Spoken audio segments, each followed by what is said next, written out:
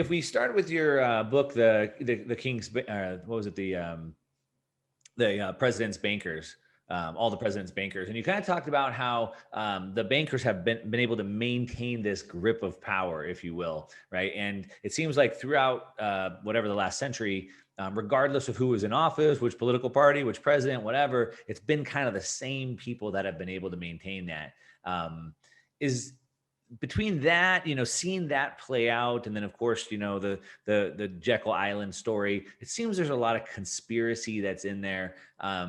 You've obviously done the research and kind of pulled the curtain back. So how much of it is conspiracy, or how much of it is it real? I mean, how have they been able to keep that power and that grip all the way, time? I guess I would draw back to the quote from what Mayor Rothschild, he says, like, I care not who makes a nation's laws as long as I control the money. And so that's kind of what I think the public are seeing today. So how do we view that through your historical lens, or your research lens, I should say?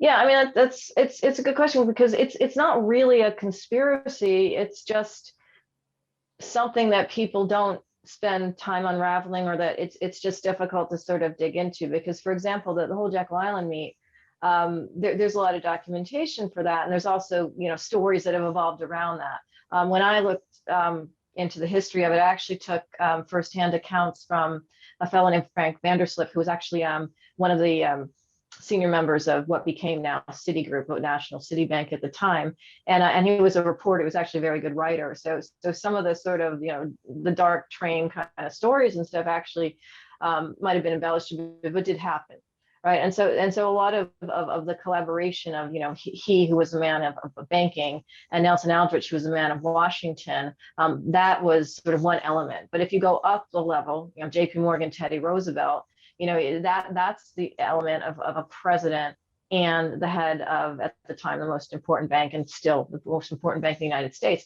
But yeah, all through these decades, you've had a situation where there's been either families or like main banks that have continued to stay strong and be strong in the face of like any crisis. And a lot of that is because of relationship. Back in the 10s and 20s and 30s, the relationships, for example, between FDR as president and the bankers at the time, Jack Morgan, JP Morgan's son, and what have you, were very, very solid. With Winthrop Aldrich, who was the son of Nelson Aldrich, who ultimately wound up marrying one of the Rockefellers and sort of spawning the Aldrich Rockefellers, and they kind of over the years morphed into David Rockefeller, and David Rockefeller ran Chase for decades. And so a lot of what happened was a combination of these intermarriages on the banking side.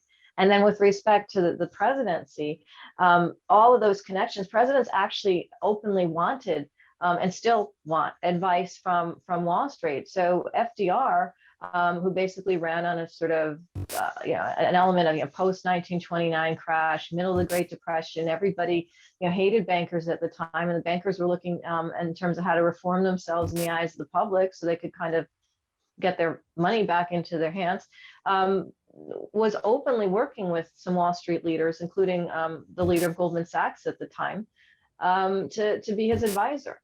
And so from the 20s and 30s on, there's always been some advisor or multiple advisors from the banking community that were appointed by presidents, in addition to whatever conversations they might have had sort of, off the cuff, and just the ability to have, an open channel. We know that during the financial crisis of 2008, 2009, I have this in a book I wrote called It Takes a Pillage, right after, as that was unfolding, there was an enormous number of phone calls and just communications between the largest bankers and the president. And it was something that wasn't just because there was an emergency, it's because they were shaping the mind, the policy of how they would be, supported or subsidized or whatever, during those years and in the years to come. And so it was always very consistent that these relationships exist. There's letters back and forth that I talk about all the president's bankers, and that are public if anybody wants to dig into them,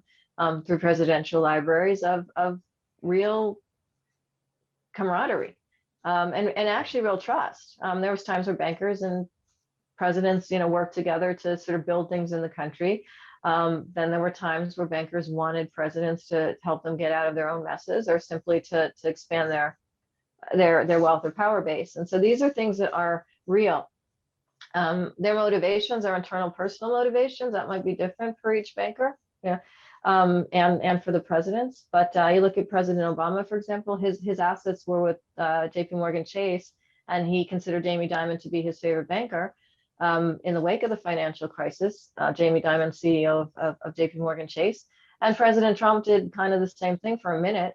He had Jamie Dimon, I'm just picking on one guy, but this is just an example of many, Sure. on one of his advisory groups, and Jamie Dimon left or got off of it. But the point is, like, it didn't even matter in terms of political party. These are relationships that transcend politics, really. They're kind of the definition, maybe, but they transcend party. Yeah. And as I just kind of mentioned, all throughout history, we've seen governments or kingdoms or whoever it may be lean on those bankers. So, they need advice. They get financial advice from Wall Street and the bankers. They've done it from all the time.